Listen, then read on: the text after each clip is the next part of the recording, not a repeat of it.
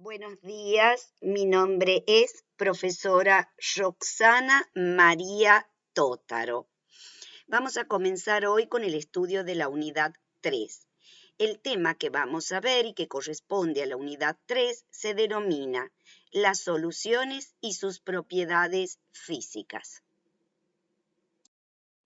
Muy bien, vamos a comenzar repasando qué era una solución. Este tema ya lo hemos visto en la unidad 1 cuando vimos mezclas homogéneas. Entonces, en los primeros capítulos de este libro hemos visto que una solución es una mezcla homogénea. Es homogénea porque su composición y propiedades son uniformes y es una mezcla porque contiene dos o más sustancias en proporciones que pueden variarse.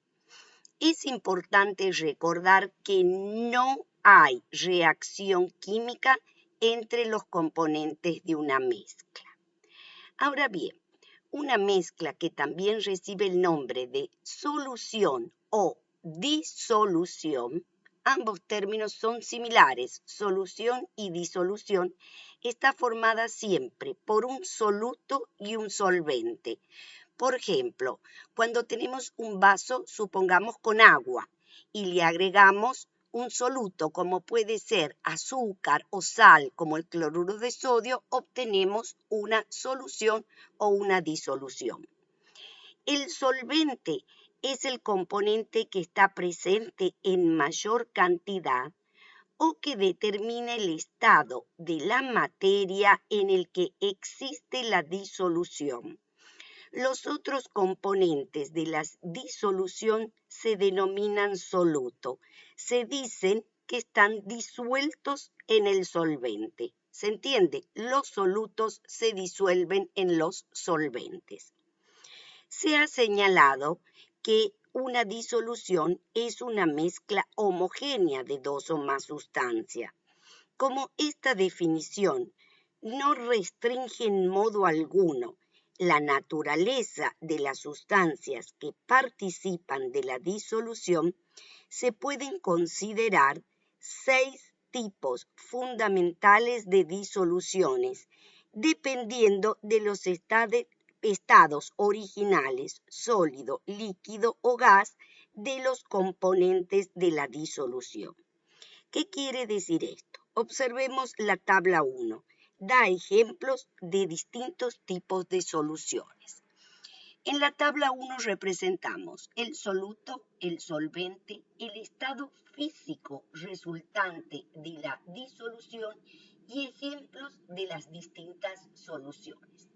Por ejemplo, si el soluto es un gas y el solvente es un gas, el estado físico de la solución resultante es gas. Un ejemplo, el aire. Si el soluto es un gas, el solvente un líquido, el estado físico de la disolución resultante es líquido y un ejemplo sería el agua gaseosa, en donde hay gas, dióxido de carbono disuelto en agua. Soluto, gas. El solvente es un sólido, el estado físico de la disolución resultante es sólido y, por ejemplo, tenemos hidrógeno gaseoso en paladio. Si el soluto es un líquido, el solvente un líquido, el estado físico de la disolución resultante será líquido. Un ejemplo, etanol en agua.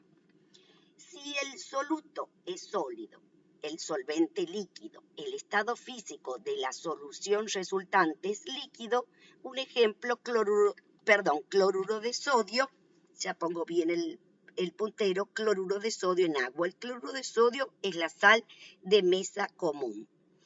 Por último, si el soluto es sólido, el solvente es sólido, el estado físico de la disolución resultante será sólido y el ejemplo es cobre-zinc. Es una aleación, acá no debe decir cobre, es una aleación de cobre-zinc.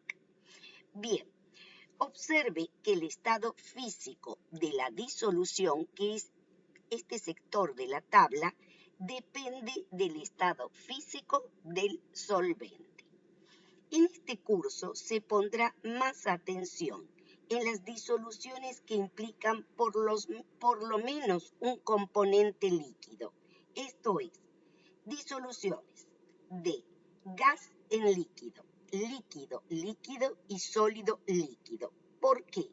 Por ser este el medio en el que tiene lugar la mayor parte de las reacciones químicas que nos interesan y de forma especial las disoluciones acuosas. Para nosotros, salvo que se especifique lo contrario, el solvente en una solución va a ser agua.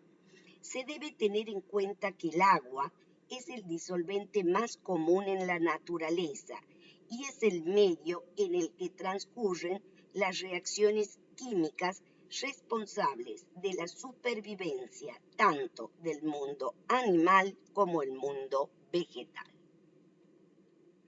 Bueno, a continuación vamos a ver el enfoque molecular del proceso de disolución.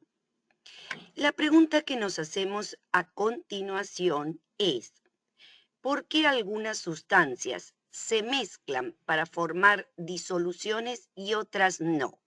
Ejemplo, el cloruro de sodio se agrega al agua y se forma una disolución. ¿Sí? Acá tenemos agua, sal. Generalmente la sal de mesa común es cloruro de sodio y obtenemos agua salada, ¿sí? Una mezcla homogénea. En cambio, la nafta, cuyo principal componente es el octano, una molécula orgánica que será vista en un curso superior, cuando trato de disolverlo en agua, no lo puedo disolver, obtengo una mezcla heterogénea tal como se muestra en la figura.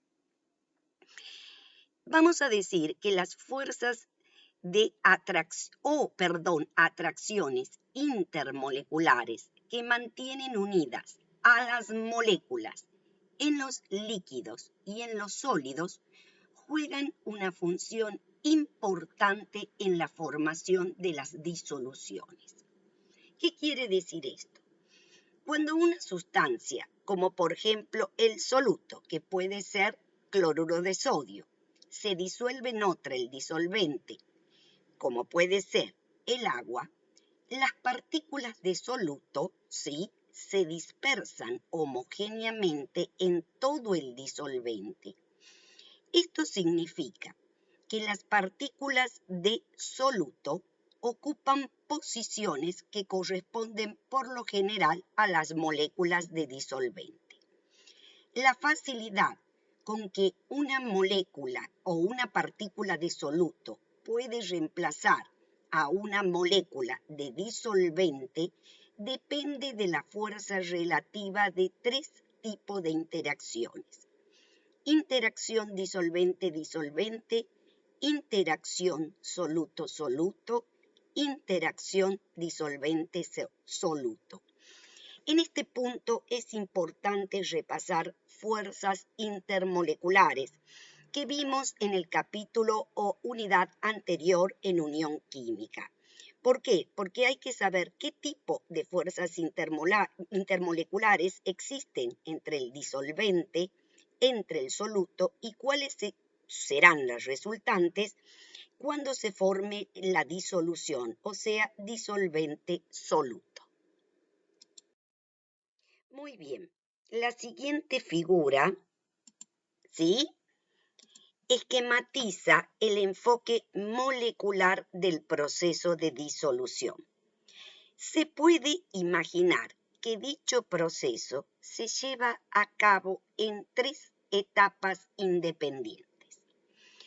Miremos la etapa 1. La etapa 1 implica la separación de las moléculas de disolvente, ¿sí? La etapa 2 implica la separación de las moléculas de soluto. Ambas etapas, etapa 1 y etapa 2, requieren energía para romper las fuerzas de atracción que mantienen unidas tanto a las partículas de disolvente como a las partículas de soluto.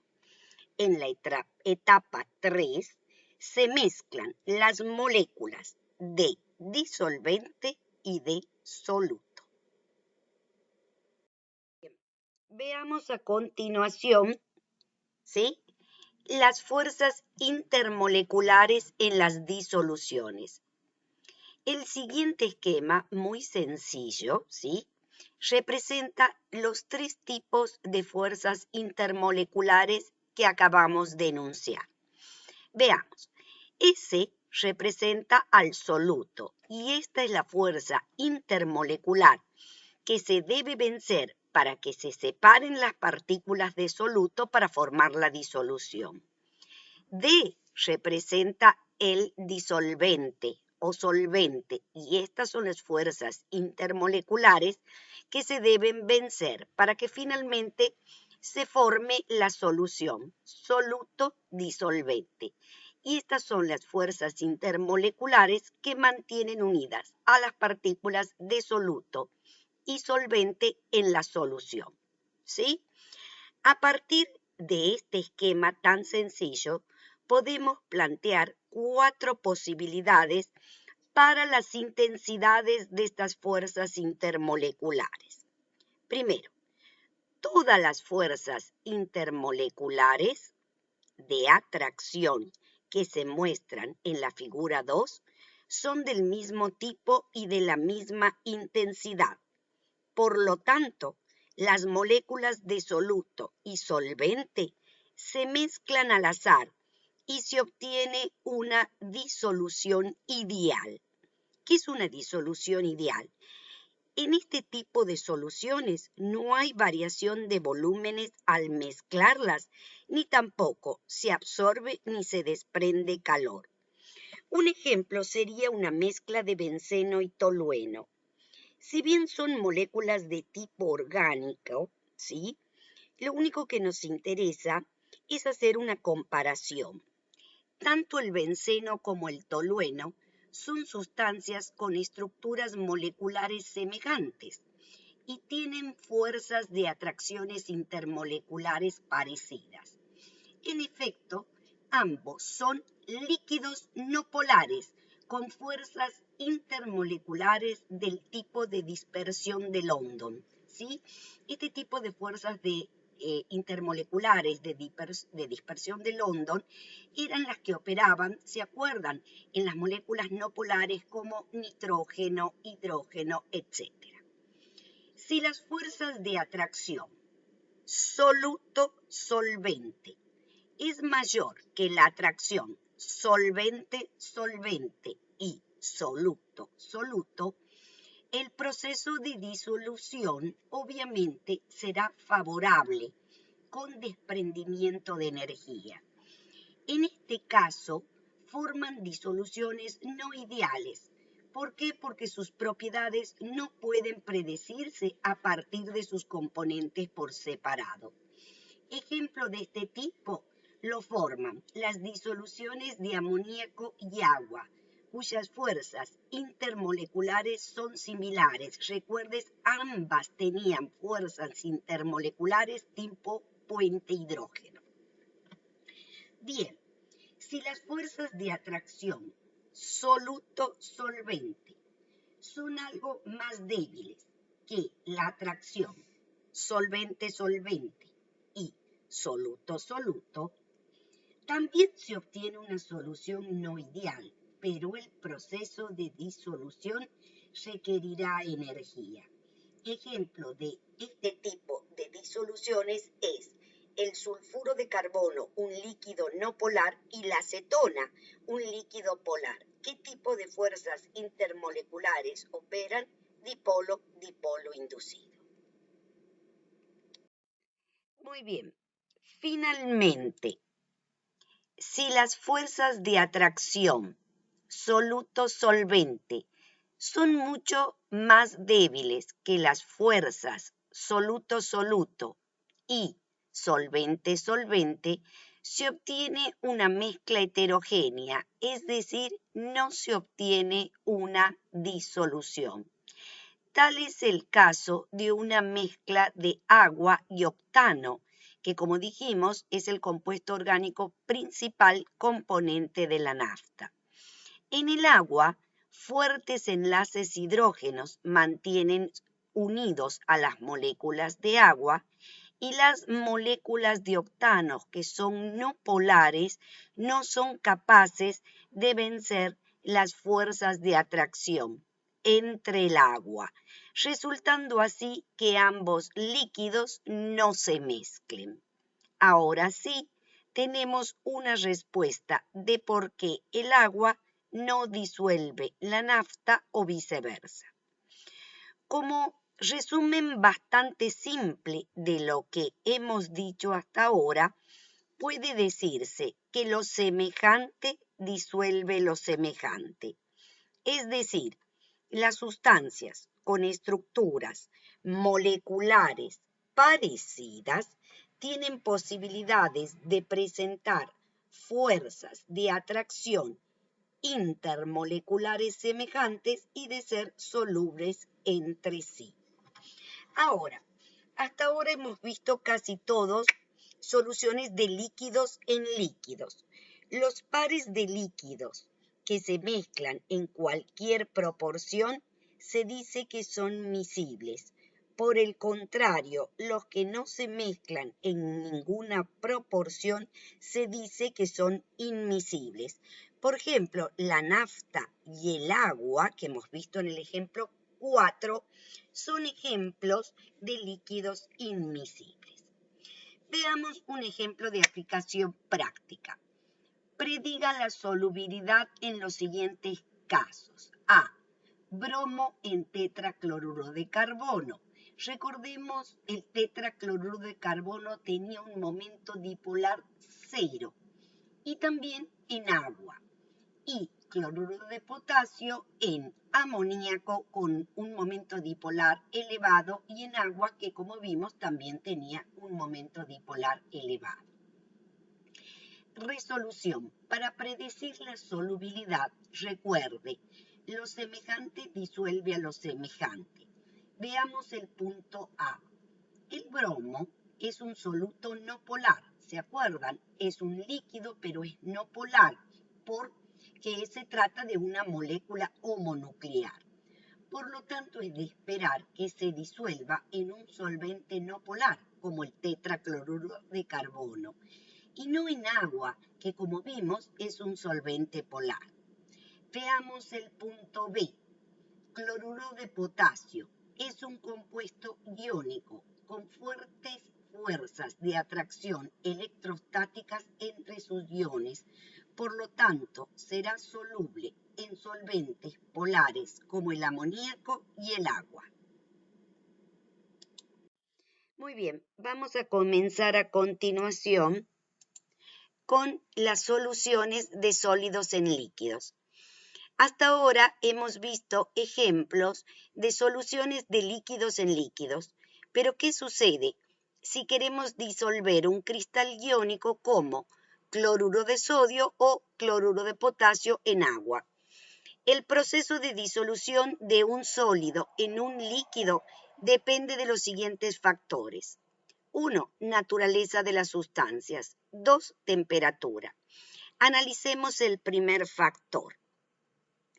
La siguiente figura representa la disolución de un cristal iónico. Como ejemplo tomamos un cristal de cloruro de sodio. Observen, las bolillas verdes representan a los iones positivos de sodio y las amarillas a los aniones negativos de cloruro. El cristal se disuelve porque hay una interacción entre el solvente agua y el soluto cloruro de sodio, llamado en general solvatación. Cuando, como en este caso, el solvente es agua, la interacción se llama hidratación.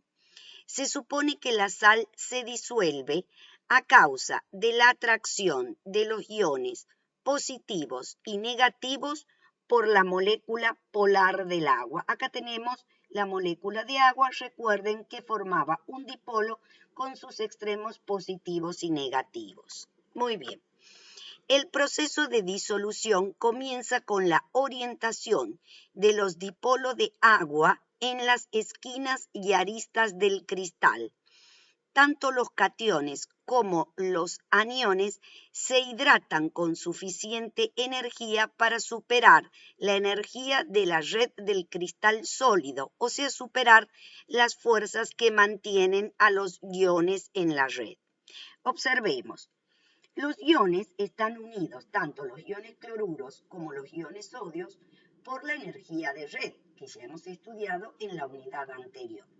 Entonces, las moléculas de agua, ¿sí?, se acercan por la esquina y las aristas del cristal. Si, por ejemplo, se trata de un ion sodio que es positivo, la molécula de agua se acerca por su extremo negativo, arranca con la suficiente fuerza ese catión y se aleja de las inmediaciones del cristal. Lo mismo sucede para el anión cloruro, pero en este caso la molécula de agua se acerca por su extremo positivo. De este modo, el ion hidratado, ¿sí?, se aleja de las inmediaciones del cristal y se hidratan cada vez más cationes y aniones hasta llegar a la disolución total del cristal. Si consideramos ahora otro ejemplo, el azúcar. El azúcar es un sólido polar. Es de esperar entonces, por ser polar, que se disuelva en agua, debido a las interacciones de los dipolos del agua con los del azúcar. Veamos por qué el azúcar es un sólido polar. El azúcar, cuyo nombre es glucosa, es un compuesto orgánico, pero ya podemos entender por qué es covalente polar. Sus extremos, ven, tienen oxidrilos, ¿sí?, con los que puede formar puente hidrógeno con el agua. Muy bien, veamos a continuación, ¿sí?, la formación de la disolución y el equilibrio. Entonces, veremos a continuación la formación de una solución en relación a los fenómenos que pueden observarse, es decir, macroscópico. Para ello observemos la siguiente figura. Tenemos, ¿sí?, un vaso que contiene un solvente y un soluto. La figura nos sugiere lo que sucede cuando se mezcla efectivamente un soluto sólido y un solvente líquido. Observemos. Al principio solo tiene lugar la disolución del soluto, que se observa en la figura A. Pero pronto llega a ser más importante el proceso inverso de cristalización. ¿Qué quiere decir la cristalización? Que algunos átomos, moléculas o iones disueltos vuelven al estado no disuelto, al estado sólido. Entonces, la disolución representada por la flecha roja, la cristalización por la flecha negra. Cuando la velocidad de disolución es igual a la velocidad de cristalización, la disolución se encuentra en un estado de equilibrio dinámico y se dice que la solución está saturada. En definitiva, ¿qué es una solución saturada? Es aquella solución que contiene la máxima cantidad de soluto en un determinado volumen y a una determinada temperatura. Ahora, la cantidad de soluto necesaria para formar una solución saturada en una determinada cantidad de solvente y a una determinada temperatura se conoce como solubilidad.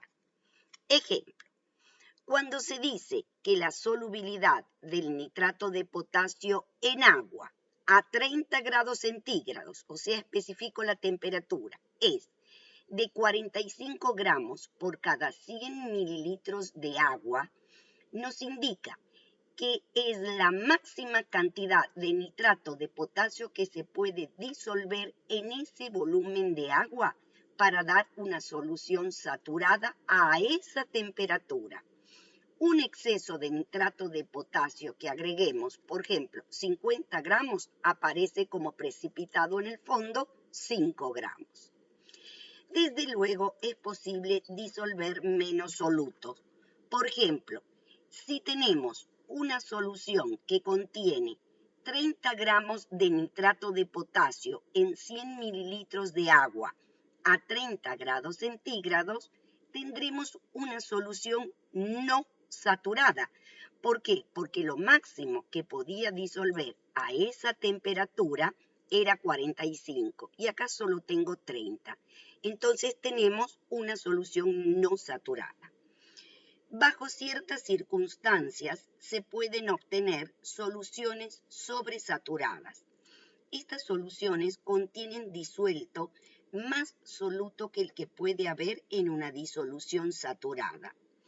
Las disoluciones sobresaturadas son muy inestables y por el agregado de un cristal simplemente se puede lograr que precipite todo el exceso disuelto, tal como se muestra a continuación. Por ejemplo, supongamos que tenemos una disolución de nitrato de potasio a 30 grados centígrados, cuya máxima cantidad de soluto es 45 gramos por 100 mililitros. Si por algún motivo lográramos disolver 60 gramos, ¿sí?, tenemos una solución sobresaturada, muy inestable, por agregado de un cristal, al elevar la temperatura o simplemente agitar, precipita el exceso. ¿Cuál sería el exceso? 15 gramos. Y acá tenemos la precipitación final. Muy bien, veamos a continuación, ¿sí?, el efecto de la temperatura en la solubilidad de los sólidos. Habíamos visto anteriormente que el otro factor que afecta la disolución de un sólido en un líquido es la temperatura. Y al definir solubilidad o solución saturada, debíamos especificar la temperatura. ¿Por qué? Porque la temperatura afecta la solubilidad de la mayor parte de las sustancias. La influencia de la temperatura se puede estudiar mediante las curvas de solubilidad. La figura 5 representa la solubilidad en agua de algunas sales en función de la temperatura, ¿sí? En la ordenada, en este gráfico, se representa la solubilidad de un sólido en gramos de soluto por cada 100 gramos de agua. También pueden observar que se grafica gramos de soluto por cada 100 mililitros de agua. ¿Por qué? Porque la densidad del agua es 1. Así que es lo mismo representar por cada 100 gramos de agua que por cada 100 mililitros de agua. Y en las abscisas se representa la temperatura y obtenemos la curva de solubilidad para distintas sustancias. Por ejemplo, esta corresponde al nitrato de potasio, esta de abajo al perclorato de potasio, ¿sí? Ahora, como puede observarse en general, la solubilidad de un sólido aumenta con la temperatura. Siempre habrá excepciones, ¿sí? Por ejemplo, en el caso de los sulfatos, como por ejemplo el sulfato de litio, se observa que la solubilidad disminuye con la temperatura, pero eso son solo algunas excepciones. En general, nosotros vamos a decir que cuando se trata de una solución de un sólido en líquido, la solubilidad del sólido aumenta con la temperatura. Volvamos a la figura 5 y específicamente a la curva de solubilidad del perclorato de potasio, ¿sí? Todo punto sobre la curva, que acá está representado como S, indica una solución saturada. Todo punto por arriba de la curva, punto 1, indica una solución sobresaturada. Todo punto por abajo de la curva, punto 2, indica una solución no saturada. Bien, veremos a continuación, ¿sí?, un ejercicio de aplicación de conceptos. Interpretación de la curva de solubilidad del nitrato de potasio. Bueno, a continuación presentamos la curva de solubilidad del nitrato de potasio. Como siempre, graficamos en el eje de la Y, o sea, en las ordenadas, la solubilidad del nitrato de potasio en gramos de nitrato de potasio por cada 100 gramos de agua. Y en el eje de las X, la temperatura en grados centígrados. Como hemos visto en la diapositiva anterior, todo punto sobre la curva de solubilidad representa una solución saturada, puntos N y S para este diagrama, ¿sí? Entonces, N y S representan soluciones saturadas. ¿Por qué? Porque son puntos sobre la curva. Todo punto por debajo de la curva representa una solución no saturada. Por ejemplo, el punto T en el diagrama. Todo punto por arriba de la curva, como son los puntos M y R, representan soluciones sobresaturadas. Por ejemplo, el punto T, ¿lo puedo saturar? ¿Por qué pregunto si lo puedo saturar? Porque corresponde a una solución no saturada. Sí, efectivamente lo puedo saturar. Por ejemplo, agregando una cantidad de soluto hasta que toque la curva. Me muevo en forma paralela a la ordenada. Toco la curva y esa es la cantidad de soluto que debo agregar para que se sature. O bien, disminuyo la temperatura desde aproximadamente sería unos 65 grados hasta que toque la curva, que aproximadamente corresponde a unos 52 grados centígrados. El punto M es sobresaturado. ¿Lo puedo saturar? Sí. A veces simplemente agregando un cristal logramos que precipite todo el exceso y se convierta en saturada esta solución. O bien, aumento la temperatura desde aproximadamente 20 grados hasta que toque la curva, que correspondería más o menos a casi 65 grados centígrados. Y así saturo el punto M. Ejemplo. Nos pregunta, ¿cuál es la solubilidad del nitrato de potasio a 70 grados centígrados? Vengo al gráfico en 70 grados centígrados, ¿sí? Donde está representada la temperatura, me muevo hasta tocar la curva y miro qué solubilidad le corresponde. Aproximadamente es 150 gramos de nitrato de potasio cada 100 gramos de agua. Muy bien. Calcule la solubilidad del nitrato de potasio en 25 gramos de agua. 150 gramos de nitrato de potasio se disuelven en 100 gramos de agua. En 25 gramos de agua será X y el resultado es 37,5 gramos. Bien, en la diapositiva anterior, sí, hemos estudiado la solubilidad de un sólido en un líquido. A continuación estudiaremos la solubilidad de un gas en un líquido. La solubilidad de un gas en un líquido se define como la cantidad de gas disuelto en una determinada cantidad de líquido a una determinada temperatura. Los factores que influyen en la solubilidad de un gas en un líquido son: primero, la naturaleza del gas. Por ejemplo, son muy solubles en agua los gases amoníaco y dióxido de carbono, pero son poco solubles en agua el nitrógeno y el hidrógeno. 2. Influencia de la temperatura. La solubilidad de los gases en agua por lo general disminuye al aumentar la temperatura. La siguiente figura, ¿sí?, muestra la variación de la solubilidad en unidades milimolares. Más adelante vamos a ver qué significa el término molaridad en función de la temperatura. ¿Y qué observamos? ¿Sí? Que la solubilidad de distintos gases como metano, oxígeno, monóxido de carbono, helio, disminuye al aumentar la temperatura. Otro factor que afecta la solubilidad de un gas en un líquido es la presión. Analicemos la influencia de la presión. Un aumento en la presión aumenta la solubilidad de un gas en un líquido. Para todos los propósitos prácticos, la presión externa no tiene influencia sobre la solubilidad de líquidos y sólidos, pero afecta enormemente a la solubilidad de los gases. ¿Qué quiere decir esto?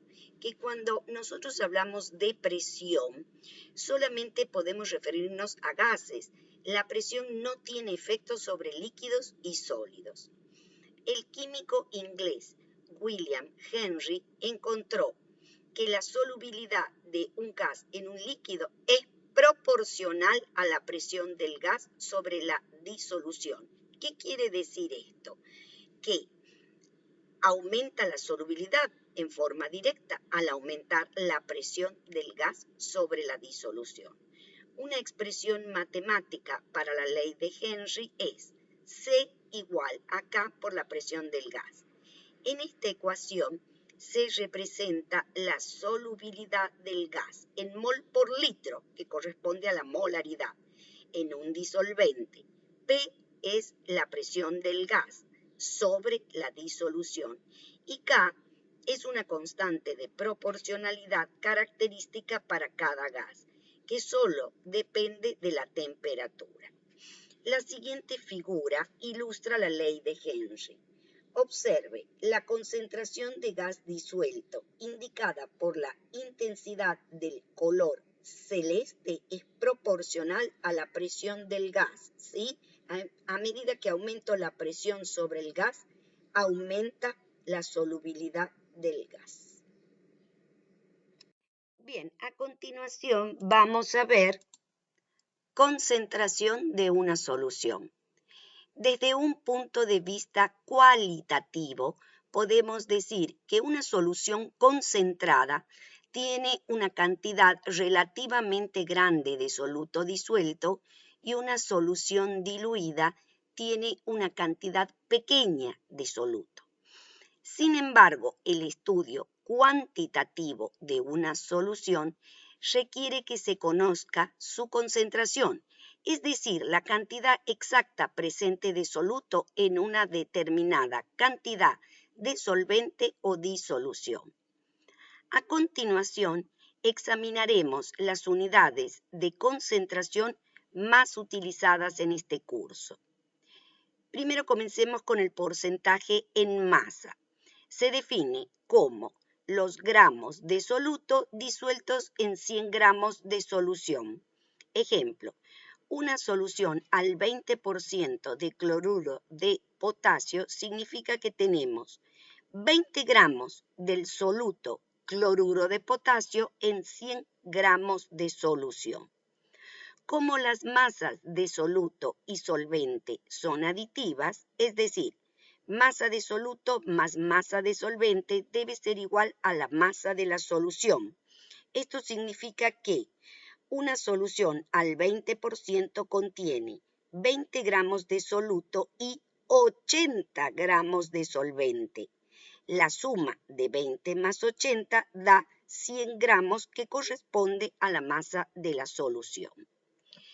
Porcentaje volumen-volumen se define como los mililitros de soluto en 100 mililitros de solución. Por ejemplo, una solución de alcohol al 70% volumen-volumen significa que tengo 70 mililitros de soluto en 100 mililitros de solución. Porcentaje masa-volumen. ¿Sí? Son los gramos de soluto contenidos en 100 mililitros de solución. De todos los porcentajes, nosotros utilizamos generalmente el porcentaje masa-masa. Veamos a continuación partes por millón. Se utiliza en disoluciones en las cuales el porcentaje en masa o volumen es muy bajo. Esta forma de expresar la concentración es muy utilizada por los agrónomos para la preparación de soluciones de plaguicidas y también se utiliza para indicar los niveles máximos permitidos de sustancias tóxicas o carcinogénicas. Se define como ppm, así se abrevia, es igual a los gramos de soluto contenidos en 10 a la 6 gramos de solución, o sea, en 1.000.000 de gramos de solución. Si hacemos las conversiones necesarias, divido todo en 1000, ¿sí? Me queda miligramos de soluto en 1 kilogramo de solución. Para soluciones diluidas, podemos considerar que la densidad de la solución es igual a la densidad del agua. ¿Por qué? Porque está presente muy poca cantidad de soluto en mucha cantidad de agua. Y como la densidad del agua es 1 kilogramo por litro, por lo tanto, ppm podemos expresar como miligramos de soluto en 1 litro de agua. Molaridad, que se abrevia M grande, se define como los moles de soluto disueltos en 1 litro de solución. Ejemplo, una solución 2 molar de ácido clorhídrico, significa que tengo 2 moles de ácido clorhídrico en 1 litro de solución. Si la solución fuera 3 molar, significa que tengo 3 moles de ácido clorhídrico en 1 litro de solución. Y así sucesivamente. Molalidad, M chiquita, se define como los moles de soluto disueltos en 1 kilogramo de solvente. Muy bien, continuamos con las formas de expresar la concentración. Normalidad, se abrevia con la letra N grande.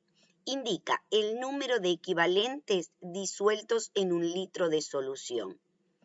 ¿Pero qué es el número de equivalentes? El número de equivalente gramos de soluto se define como los gramos de soluto sobre el peso equivalente del soluto. El peso equivalente gramo de una sustancia química se puede calcular según la especie química con la que se trabaja. Para los ácidos, el peso equivalente ácido es el peso molecular del ácido sobre el número de hidrógenos ácidos que tiene ese ácido. ¿Qué es el número de hidrógenos ácidos? Es el número de hidrógenos reemplazables que tiene el ácido. Por lo menos nosotros trabajaremos con ácidos en los cuales todos los hidrógenos son ácidos. Para una base, el peso equivalente base es igual al peso molecular de la base sobre el número de oxidrilos de la base. Y para las sales, el peso equivalente de la sal es el peso molecular de la sal sobre el número de hidrógenos reemplazados en la sal. A ver, veamos un ejercicio en concreto. Calcular el peso en gramos de hidróxido de calcio necesario para preparar 250 mililitros de una solución 3 normal. Lo primero que hacemos es calcular el peso molecular del hidróxido de calcio. Ese peso molecular da 74. Ahora bien, calculamos los equivalentes gramos que se necesitan para preparar 250 mililitros de solución. Y hacemos el siguiente razonamiento. Queremos preparar una solución 3 normal. 3 normal significa que tengo 3 equivalentes por litro de solución, ¿sí? 1 litro de solución es igual a 1000 mililitros.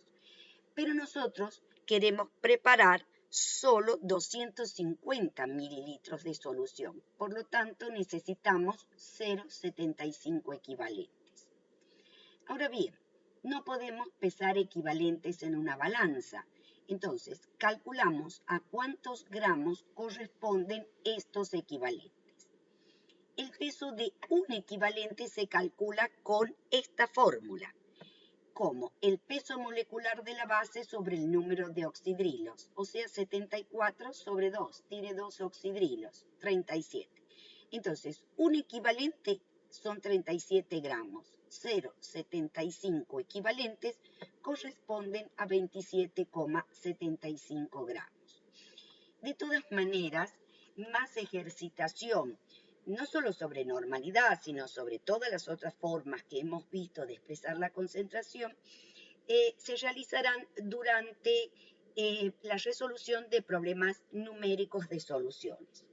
Otra forma de expresar la concentración es la fracción molar, se representa con X. Supongamos una solución formada por un soluto y un solvente. La fracción molar del soluto se define como X2. Generalmente el subíndice 2 indica soluto, es igual al número de moles de soluto sobre el número total de moles de la solución, o sea, N2 sobre N2 más N1, donde N1 es el número de moles del solvente. Obviamente, como es una fracción, este valor es menor que 1. O sea, que X1 más X2, o sea, la fracción del solvente más la del soluto, debe ser igual a 1. Si ya conocemos X2, fracción molar del soluto, X1, fracción molar del solvente, se obtiene como 1 menos X2. Muy bien, vamos a ver a continuación un tema nuevo que se denomina propiedades coligativas de las disoluciones. Las propiedades coligativas son propiedades que dependen solo del número de partículas de soluto en la disolución y no de la naturaleza de las partículas de soluto. Las propiedades coligativas son disminución de la presión de vapor, elevación del punto de ebullición, disminución del punto de congelación y presión osmótica. Comencemos viendo la disminución de la presión de vapor. Si un soluto no volátil, ¿qué quiere decir no volátil? Que no puede pasar a la fase vapor, es decir, que no tiene una presión de vapor que se pueda medir. Como por ejemplo, un soluto no volátil es el cloruro de sodio. Se agrega a un solvente, como por ejemplo agua, la presión de vapor de la disolución siempre será menor que la del disolvente puro. Esto quiere decir que la presión de vapor de la disolución, es decir, la que tiene agua más cloruro de sodio, es menor que la presión de vapor del solvente puro. Esta relación depende de la concentración de soluto en la disolución y viene dado por la ley de Raoult. P1 igual a X1 por P10. Veamos qué significa cada término. P1 es la presión de vapor, presión parcial del vapor de un disolvente en la disolución. X1, fracción molar del disolvente en la disolución. Y P10 es la presión de vapor del disolvente puro. Habíamos visto al definir fracción molar que siempre es menor que la unidad. Entonces siempre P1, que es la presión de vapor de la disolución, es menor que P10, que es la presión de vapor del solvente puro. Según esta ley, cuanto mayor es la cantidad de soluto disuelto, más desciende la presión de vapor de una disolución. Muy bien. Estrictamente hablando, la ley de Raoult se aplica solo a soluciones ideales. Sin embargo, incluso en disoluciones no ideales, la ley funciona razonablemente cuando se trata de soluciones diluidas. Ahora, el efecto entonces definitivo de la disminución de la presión de vapor es que cuando nosotros agregamos un soluto no volátil, la presión de vapor de la disolución disminuye respecto de la del solvente puro. Entonces la pregunta es, ¿por qué desciende la presión de vapor de una solución respecto a la del solvente puro? Analicemos la figura 8. Este primer vaso tiene solo solvente, por ejemplo agua. Entonces, en celeste son las partículas de agua. Algunas partículas de agua son capaces de escapar de la fase líquida y pasar a la fase vapor y ejercen lo que se llama presión de vapor del líquido puro. Eso ya lo vimos. Ahora acá tenemos una solución. Por ejemplo, tenemos agua, el solvente, partícula celeste y un soluto no volátil como cloruro de sodio. El soluto no volátil quiere decir que no puede pasar a la fase vapor. Pero ahora, las moléculas de agua que tengan que escapar a la fase vapor son atraídas no solo por otras moléculas de agua, sino también por moléculas de soluto. Por lo tanto, disminuye la cantidad de moléculas de agua que pasa a la fase vapor y por lo tanto la presión de vapor de una solución, ¿lo ven?, es menor que la del solvente puro. Bien, veamos a continuación, ¿sí?, otra propiedad coligativa, elevación del punto de ebullición. Recordemos que el punto de ebullición normal de una disolución es la temperatura a la cual la presión de vapor de un líquido iguala a la presión atmosférica. A continuación, en la figura 9, se muestra el diagrama de fases del agua y los cambios que ocurren en una disolución acuosa. Bien, veamos qué es un diagrama de fases.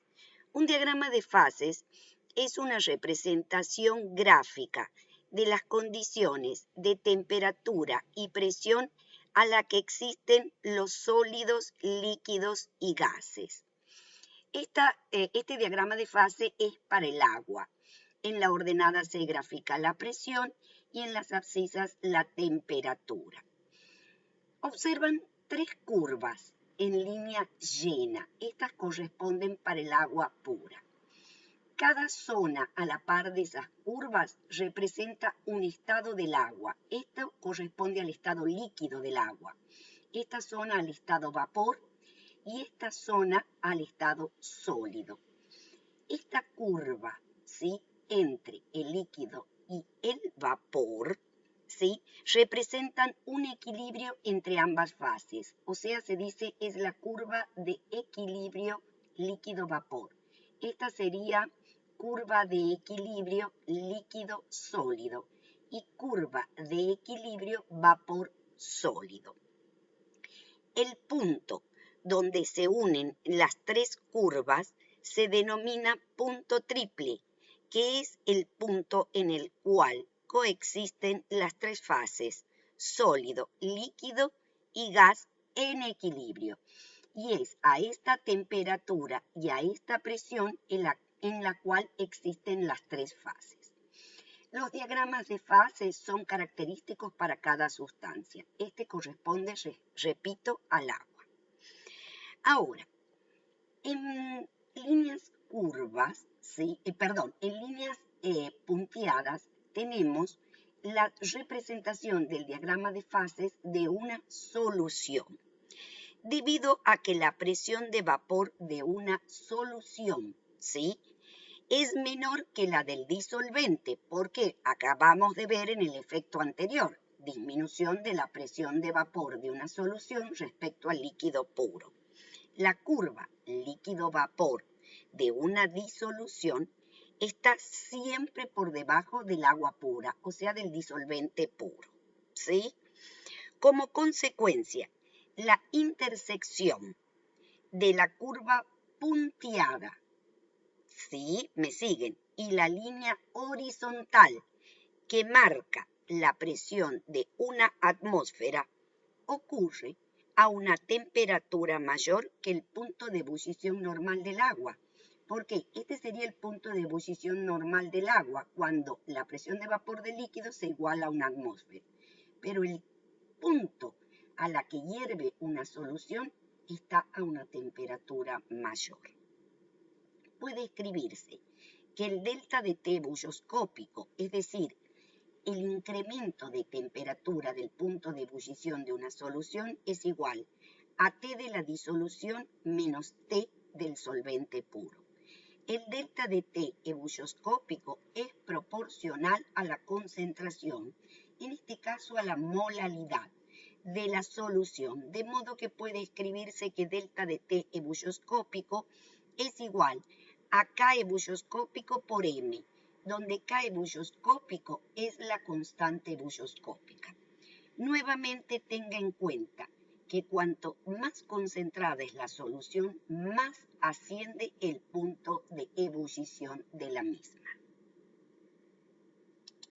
Muy bien, la próxima propiedad coligativa que vamos a ver es la disminución del punto de congelación.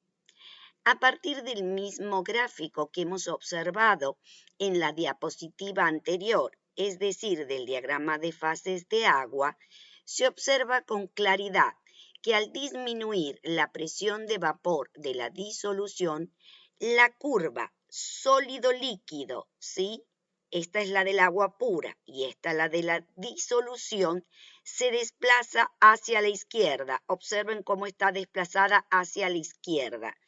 Como consecuencia, la intersección de esta línea con la línea horizontal que corresponde a la presión de una atmósfera ocurre a una temperatura menor que el punto de congelación del agua. O sea, esta es la temperatura a la que congela el agua pura, línea llena, y esta es la temperatura a la que congela la disolución. Vemos que la temperatura es menor.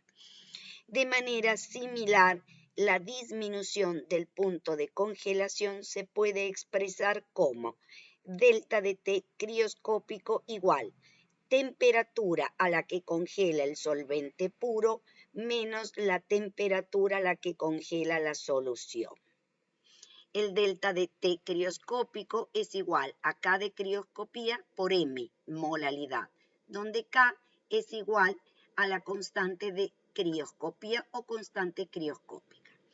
De nuevo, el delta de T crioscópico observamos que es proporcional a la concentración de la solución, M igual molalidad. Por lo tanto, cuanto más soluto tenga, más grande va a ser M, ¿sí? Y entonces más desciende el punto de congelación. Aplicaciones prácticas.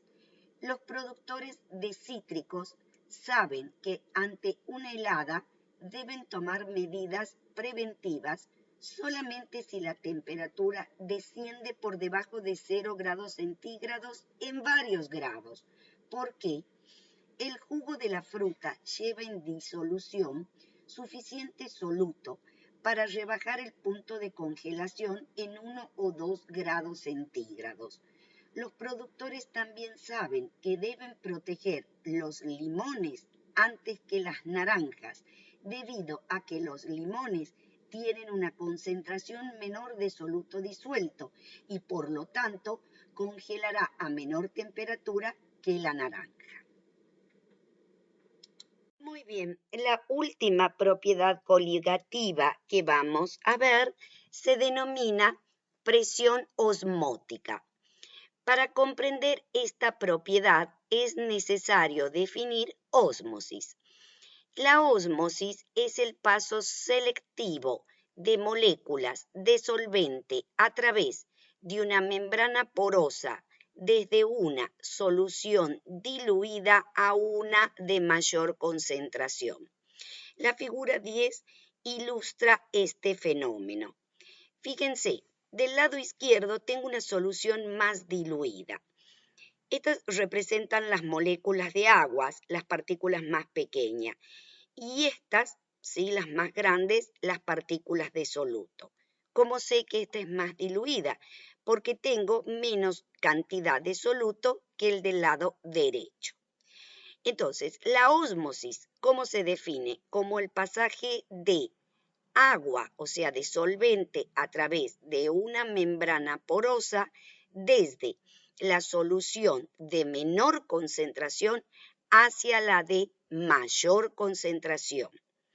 La presión osmótica pi de una disolución es la presión que se requiere para detener la ósmosis.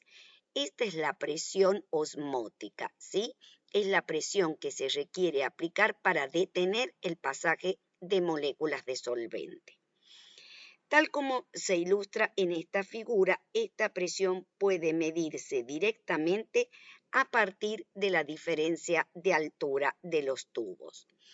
Como toda propiedad coligativa, ¿sí? Como toda propiedad coligativa, la presión osmótica es proporcional a la concentración de la solución y también a la temperatura absoluta medida en Kelvin.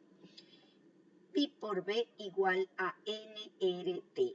Pi es igual a nRT sobre B.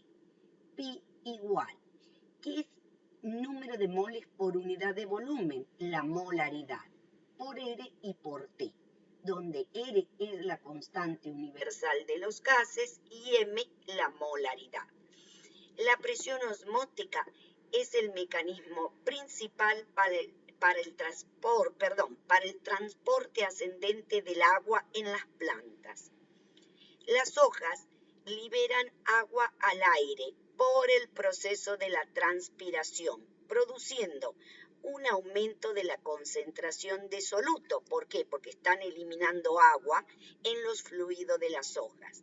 El agua es impulsada a través del tronco, la rama y los tallos de los árboles por presión osmótica, originando un mayor ingreso de agua por ósmosis.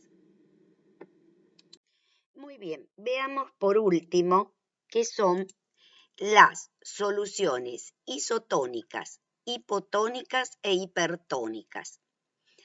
Dos soluciones con la misma concentración tienen la misma presión osmótica y se dice que son isotónicas.